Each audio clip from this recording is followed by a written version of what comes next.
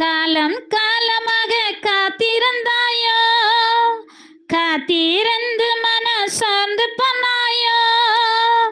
காலம் காலமாக காத்திருந்தாயோ, காத்திருந்து மன சார்ந்து பண்ணாயோ. உன் சுகவாழ்வு சீக்கிரத்தில் துளித்திடுமே, உன் சுகவாழ்வு சீக்கிரத்தில் துளித்திடுமே. இழந்து போன எல்லாமே கிடைத்திடுமே, இழந்து போன எல்லாமே கிடைத்திடுமே. எனவே சந்தோஷமாய் பாடு, சமாதானத்தோடு, நிச்சயமா முடிவு உண்டு. உன்